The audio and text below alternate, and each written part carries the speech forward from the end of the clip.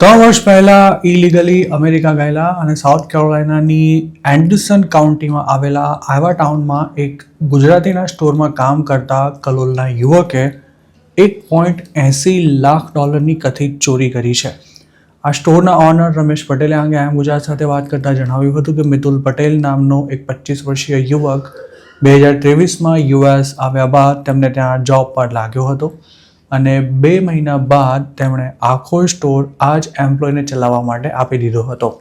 જોકે ઓનરે મૂકેલા ભરોસાનો ગેરફાયદો ઉઠાવી મિતુલ પટેલે ધીરે ધીરે હાથ સાફ કરવાનું શરૂ કર્યું હતું અને પછી તે એટલો બેફામ થઈ ગયો હતો કે તેણે ઓનરને ગેરમાર્ગે દોરવાની સાથે સાથે બારોબાર માલ ખરીદી તેને સ્ટોરમાં જ વેચવાનું પણ શરૂ કરી દીધું હતું.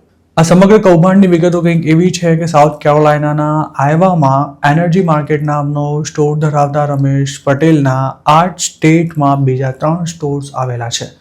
2023માં જોબ પર રાખેલા મિતુલ નામના એમ્પ્લોય પર પૂરો ભરોસો હોવાથી તે માત્ર હિસાબ લેવા માટે જ સ્ટોર પર જતા હતા. જાન્યુઆરી 2025માં તેઓ 1 મહિના માટે ઇન્ડિયા ગયા હતા અને ત્યારે મિતુલ પટેલે સ્ટોરમાંથી થાય તેટલો માલ ભેગો કરી લેવા માટે મન ફાવે તેમ કથિત ચોરીઓ કરી હતી. રમેશ પટેલનું માનીએ તો મિતુલને નોકરી પર રાખ્યો તે પહેલાં તેમના સ્ટોરનો 1 મહિનાનો ઇનસાઇડ બિઝનેસ $1.5 લાખ જેટલો થતો હતો, જેમાં મહિને $40,000 માત્ર વેબ્સ વેચાતી હતી. જોકે મિતુલે ધીરે ધીરે ધંધો ઘટી રહ્યો છે તેવું બતાવવાનું શરૂ કર્યું હતું અને 2025ના એન્ડ સુધીમાં તો તે $1.15 લાખનો જ હિસાબ આપતો હતો. ઓનર જ્યારે તેને સવાલ કરતા કે બિઝનેસ કેમ ઘટી રહ્યો છે ત્યારે મિતુલ એવા બહાના બતાવતો હતો કે આસપાસ બીજા સ્ટોર્સ ખુલી ગયા હોવાથી આપણો ધંધો ડાઉન છે. મિતુલના ઓનર રમેશ પટેલે તેની કરતૂતોની અનેક વિડીયો ક્લિપ્સ પણ આમ ગુજરાત સાથે શેર કરી છે, જેમાં તેમનો એમ્પ્લોય પ્લાસ્ટિકની બેગમાં પૈસા ભરતો હોય તેમજ ફોન પર કોઈની સાથે વાત કરીને પોતાનો ધંધો શરૂ કરવાનું જણાવતો હોય તેવું જોઈ તેમજ સાંભળી શકાય છે. રમેશ પટેલનો દાવો છે કે મિતુલે 3 વર્ષના ગાળામાં ટોટલ $1.80 લાખ જેટલી ચોરી કરી છે અને તે ચોરીના પૈસાથી પોતાનો સ્ટોર ખોલવાની ફિરાકમાં હતો. મિતુલ કઈ રીતે મોટી રકમની હેરાફેરી કરતો હતો તેના વિશે માહિતી આપતા રમેશ પટેલે જણાવ્યું હતું કે સ્ટોરમાં માલ આવતો ત્યારે મિતુલ તેના 2 ઇનવોઇસ બનાવતો હતો, જેમાં એક ઇનવોઇસનું પેમેન્ટ પોતાની રીતે ક્રેડિટ કાર્ડથી કરી દેતો જ્યારે બીજું ઇનવોઇસ તે ઓનર સાથે શેર કરતો હતો. આમ મિતુલ વેબ સહિતની પ્રોડક્ટ્સનો પોતાની રીતે જ માલ મંગાવી તેનું બારોબાર વેચાણ કરી દેતો હતો, જેથી ઓન પેપર સ્ટોરનો બિઝનેસ ઘટી જતો અને ઓનરને નુકસાન સહન કરવું પડતું હતું. રમેશ પટેલને પોતાના એમ્પ્લોય મિતુલ પટેલ પર પહેલીવાર ફેબ્રુઆરી 2025માં શંકા ગઈ હતી. ત્યારથી તેમણે તેના પર વોચ રાખવાનું શરૂ કર્યું હતું અને સ્ટોરના કેમેરા પણ તેઓ ચેક કરવા લાગ્યા હતા. આ દરમિયાન મિતુલનું બેંક સ્ટેટમેન્ટ તેમના હાથમાં આવ્યું હતું અને તેમાં પૈસા ક્યાંથી આવ્યા તે સવાલ કરતા મિતુલે એવું બહાનું કાઢ્યું હતું કે આ પૈસા મારા ફ્રેન્ડના છે. તે વખતે મિતુલ રડી પડ્યો હતો, જેથી ઓનરે બીજી કોઈ પળોજળમાં પડવાનું ટાળ્યું હતું.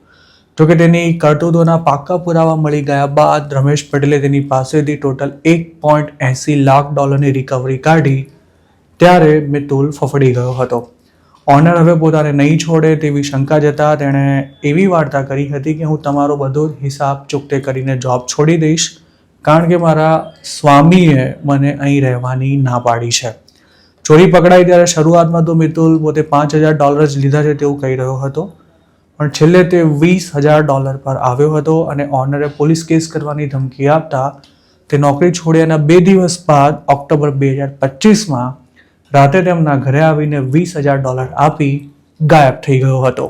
મિતુલ પટેલ હાલ જોર્જિયામાં હોવાની આશંકા છે અને તેની સામે સાઉથ કેરોલાઇનામાં ચોરીનો રિપોર્ટ પણ ફાઇલ કરવામાં આવ્યો છે અને તેનો જૂનો ફોન નંબર પણ બંધ થઈ ગયો છે તેમજ તેનું એક્ઝેક્ટ લોકેશન નથી જાણી શકાયું. મિતુલ તેના એમ્પ્લોયને મામા કહેતો હતો. તેની સાથે સ્ટોરમાં જે બીજા લોકો કામ કરતા હતા તેમને પણ તે પૂરા જલસા કરાવતો, જેથી તેની સામે કોઈ અવાજ ઊંચો ના કરે. તેની સાથે આ સમગ્ર કૌભાંડમાં અન્ય 2 લોકો પણ સામેલ હોવાનું રમેશ પટેલનું કહેવું છે. હોશિયાર મિતુલ 4 ક્રેડિટ કાર્ડ રાખતો હતો અને અમેરિકામાં તેના જેટલા દોસ્તો હતા તેમના પણ બિલ પોતાના ક્રેડિટ કાર્ડમાંથી પે કરી તે પોતાનો ક્રેડિટ સ્કોર વધારતો હતો.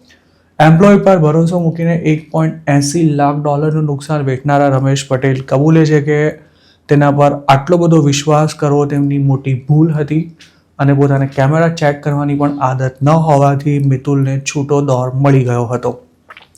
અમેરિકામાં 14 વર્ષથી પોતાનો બિઝનેસ ધરાવતા રમેશ પટેલનું પોતાના જેવા ગુજરાતી ઓનર્સને એ પણ કહેવું છે કે આજકાલના યંગસ્ટર્સ મહેનત વગર કમાણી કરવા માટે ગમે તે કરી શકે છે, જેથી તેમના પર આંધળો વિશ્વાસ કરતા પહેલા 100 વાર વિચાર કરજો.